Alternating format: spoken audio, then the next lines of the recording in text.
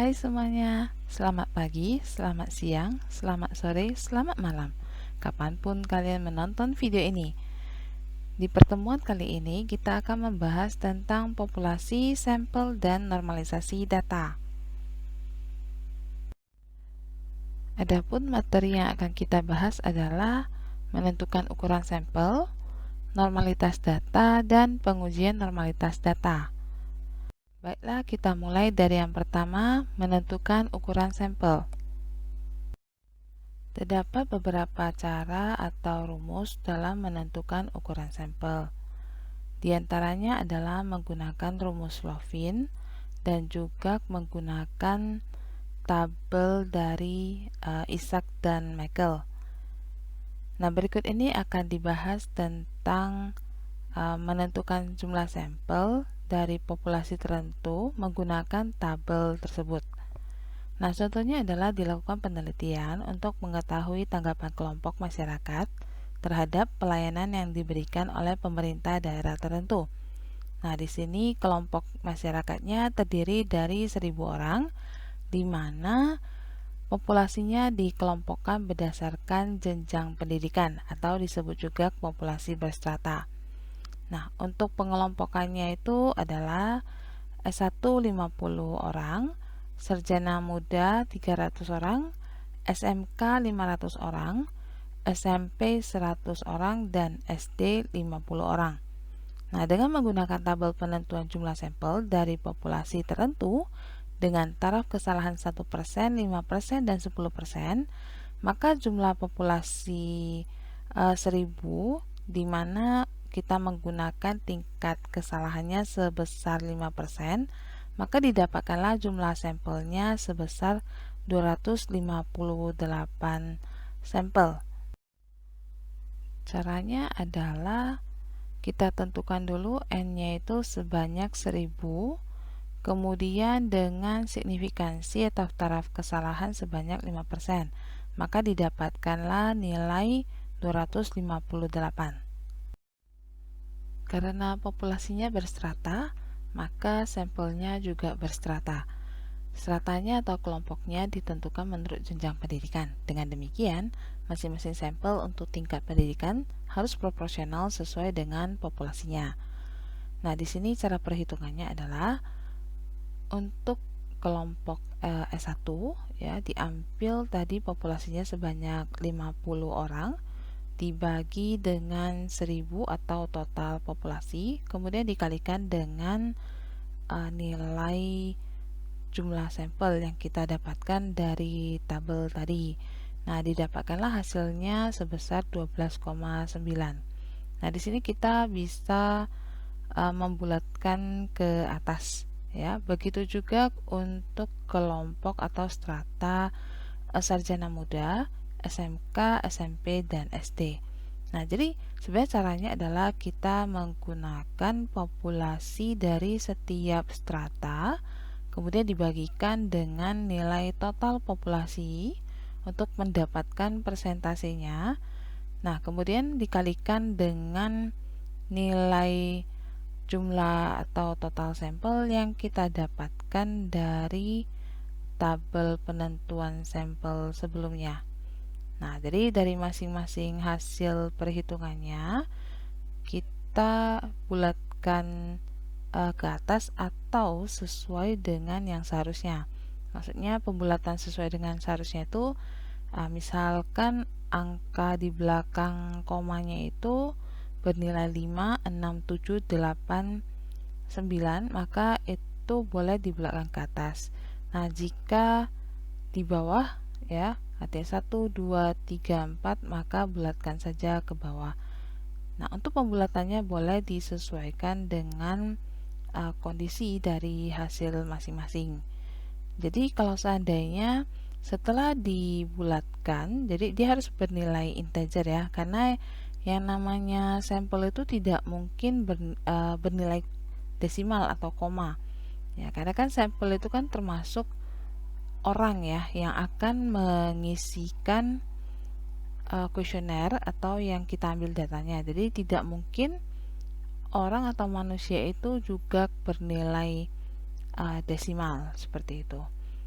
Nah, jadi jika setelah dibulatkan dan dijumlahkan, nilainya itu lebih daripada angka atau nilai total sampel yang kita dapatkan di tabel, maka itu tidak masalah. Jadi kalau lebih itu lebih baik ya, seperti itu. Nah, untuk contoh yang di sini nilainya pas ya, 258. Berikutnya adalah pembahasan tentang normalitas data. Nah, berikut ini adalah bentuk kurva dari distribusi normal. Nah, jadi suatu data yang membentuk distribusi normal bila jumlah data di atas dan di bawah dari nilai rata-ratanya itu adalah sama. Begitu juga untuk bagian simpangan bakunya. Bentuk kurva adalah sistematif, sehingga luas rata-rata ke kanan dan kiri masing-masing mendekati 50%, atau dalam prakteknya langsung dinyatakan 50%. Nah, jadi dari bentuk kurva ini bisa dilihat ya, sebelah kiri dan sebelah kanan itu porsinya sama. Dan jika dijumlahkan persentasenya itu mendekati 50%.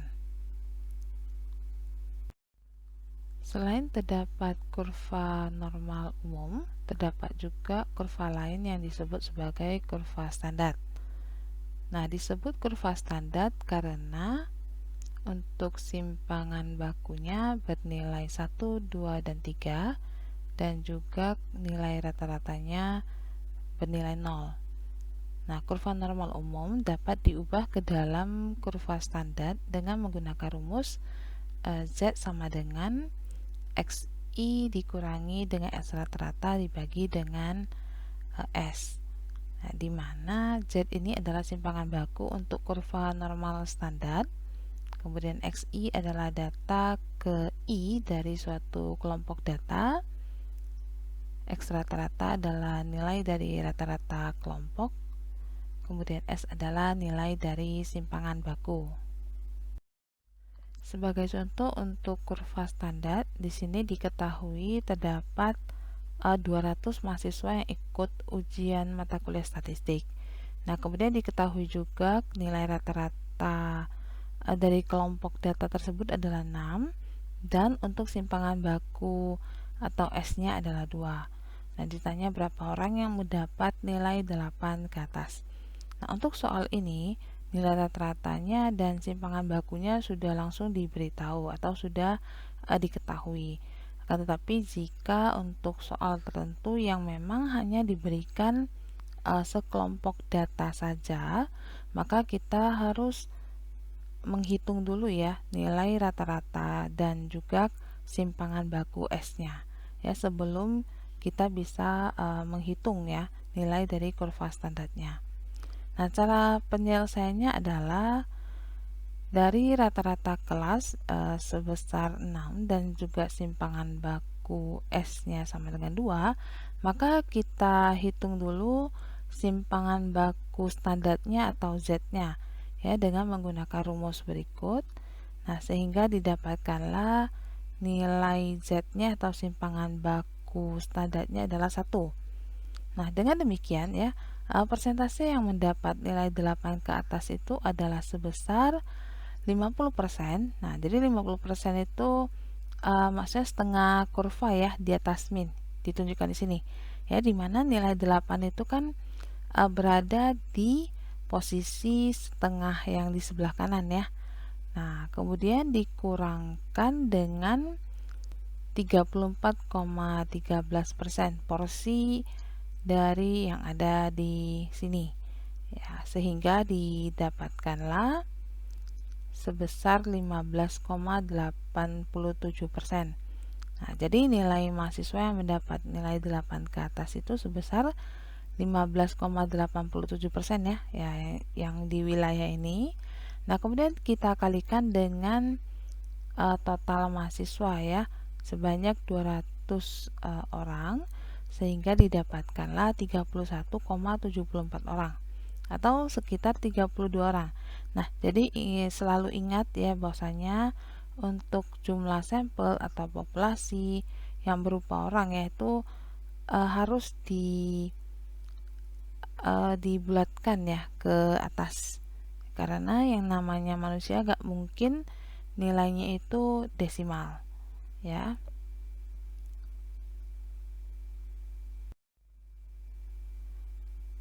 Kemudian berikutnya akan kita bahas tentang pengujian normalitas data. Sebagai contoh, berikut ini merupakan nilai ujian mata kuliah statistik ya dari 150 mahasiswa. Nah, maka berdasarkan data tersebut ya, berikut ini adalah langkah-langkah yang diperlukan dalam penyusunan tabel distribusi frekuensi. Oke, jadi langkah-langkahnya adalah yang pertama kita tentukan dulu ya kelas intervalnya. Nah, untuk pengujian normalitas data tadi kan sudah diketahui ya kelas intervalnya itu memang harus 6 karena ada 6 lempengan ya, hanya untuk pengujian normalitas data ya. Jadi kalau nanti bisa dilihat kembali ya, sesuai dengan 6 bidang yang memang ada di bagian kurva normal baku tadi ya. Nah, oke, kemudian berikutnya adalah menentukan panjang kelas interval, di mana rumusnya sama dengan yang sebelumnya ya. Jadi panjang kelas itu mengambil data terbesar dikurangi dengan data terkecil, kemudian dibagi dengan 6 ya. Ingat wajib bernilai 6 ya, sehingga didapatkanlah hasilnya itu 13,5 dan dibulatkan ke atas menjadi 14 ya. Kemudian kita susun ya nilai-nilai tersebut tadi ke dalam tabel distribusi frekuensi. Nah, sekaligus tabel sebagai tabel penolong ya untuk menghitung harga Chi kuadrat hitungnya.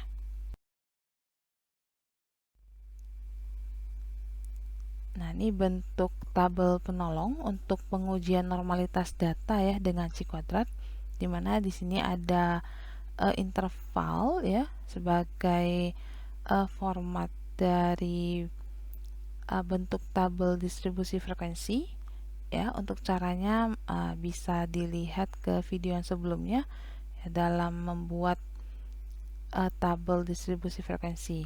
Nah, akan tapi di sini sangat disarankan untuk menggunakan data yang aktual ya. Jadi tidak dibuat bahwasanya kelas intervalnya itu harus panjang kelasnya itu 10 begitu, nggak diubah-ubah ya, karena di sini kan dia harus kelasnya itu 6 ya. Kemudian untuk angka atau nilai terkecil dan terbesarnya juga kita ambil sama persis seperti itu.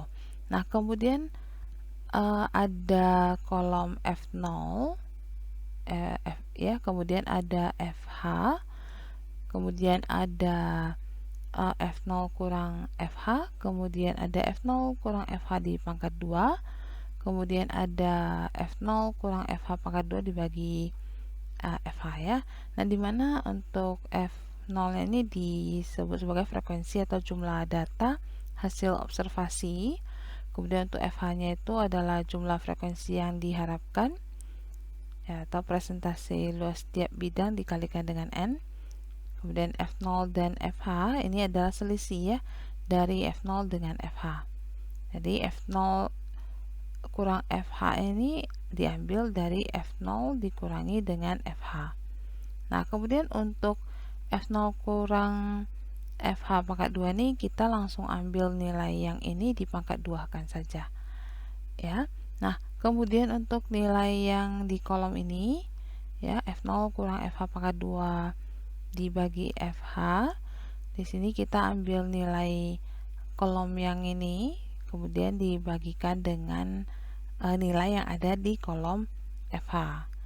Nah, sehingga setelah dapat hasilnya ya, nah kita jumlahkan nilai yang ada di kolom terakhir ini sehingga didapatkanlah nilai Chi kuadrat hitungnya, yaitu 7,64.